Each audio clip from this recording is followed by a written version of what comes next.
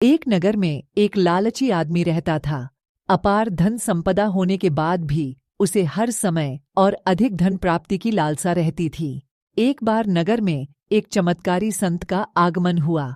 लोभी व्यक्ति को जब उनके चमत्कारों के बारे में ज्ञात हुआ तो वह दौड़ा उनके पास गया और उन्हें अपने घर आमंत्रित कर उनकी अच्छी सेवा शुश्रूषा की। सेवा से प्रसन्न होकर नगर से प्रस्थान करने के पूर्व संत ने उसे 4 दीपक दिए।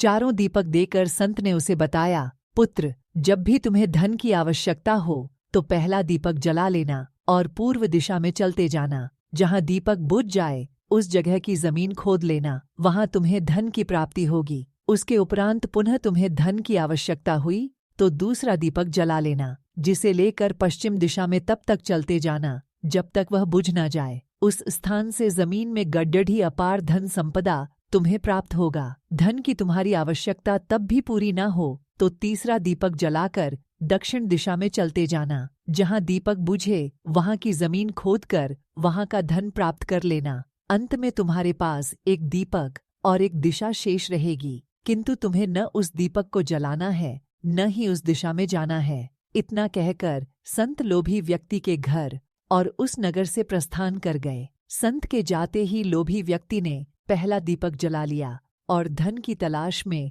पूर्व दिशा की ओर चल पड़ा। एक जंगल में दीपक बुझ गया। वहां की खुदाई करने पर उसे एक कलश प्राप्त हुआ। वह कलश सोने के आभूषणों से भरा हुआ था। लोभी व्यक्ति ने सोचा कि पहले दूसरी दिशाओं का धन प्राप्त कर लेता हूँ, फिर यहाँ का धन ले जाऊंगा। वह कलश वहीं झाड़ियों में छुपाकर उसने दूसरा दीपक जलाया और पश्चिम दिशा की ओर चल पड़ा। एक सुनसान स्थान में दूसरा दीपक बुझ गया। लोभी व्यक्ति ने वहां की जमीन खोदी। उसे वहां एक संदूक मिला जो सोने के सिक्कों से भरा हुआ था। लोभी व्यक्ति ने वह संदूक उसी गड्ढे में बाद में ले जाने के लिए छोड़ दिया। अब उसने तीसरा दीपक जलाया और दक्षिण दिशा की ओर बेयाच गया। वह दीपक एक पेड्डा के नीचे बुझा। वहां जमीन के नीचे लोभी व्यक्ति को एक गड्ढा मिला जिसमें हीरे मोती भरे हुए थे। इतना धन प्राप्त कर लोभी व्यक्ति प्रसन्न तो बहुत हुआ, किंतु उसका लोभ और बेरच गया। वह अंतिम दीपक जलाकर उत्तर दिशा में जाने का विचार करने लगा, जिसके लिए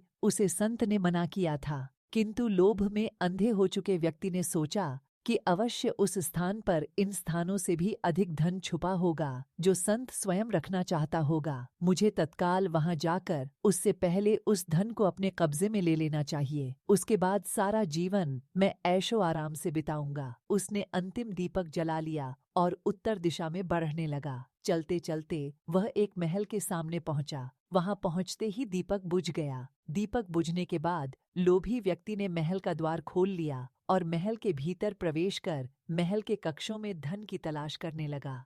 एक कक्ष में उसे हीरे जवाहरातों का भंडार मिला, जिन्हें देख उसकी आंखें चौंधियां गईं। एक अन्य कक्ष में उसे सोने का भंडार मिला। अपार धन देख उसका लालच और बढ़ने लगा। कुछ आगे जाने पर उसे चक्की चलने की आवाज सुनाई पड़ी। वह एक कक्ष से आ रही थी। आश्चर्यचकित होकर उसने उस कक्ष का द्वार खोल लिया। वहां उसे एक वृद्ध व्यक्ति चक्की पीसता हुआ दिखाई पड़ा। लोभी व्यक्ति ने उससे पूछा, यहाँ कैसे पहुंचे बाबा? क्या थोड़ी देर तुम चक्की चलाओगे? मैं जरा सांस ले लूं, फिर तुम्हें पूरी बात बताता हूँ कि मैं यहाँ कैसे पहुंचा और मुझे यहाँ क्या मिला।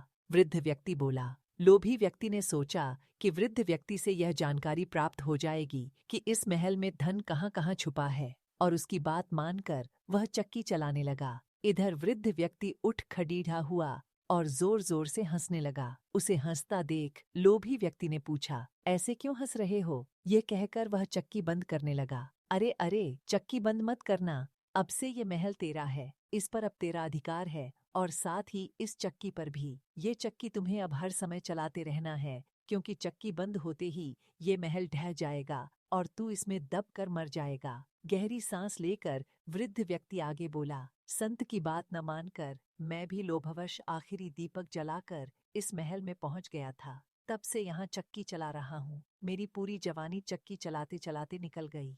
इतना कहकर वृद्ध व्यक्ति वहां से जाने लगा। जाते जाते ये बताते जाओ कि इस चक्की से छुटकारा कैसे मिलेगा। लोभी व्यक्ति पीछे से चिल्लाया, जब तक मेरे और तुम्हारे जैसा कोई व्यक्ति लोभ में अंधा होकर यहाँ नहीं आएगा, तुम्हें इस चक्की से छुटकारा नहीं मिलेगा। इतना कहकर वृद्ध व्यक्ति चला गया।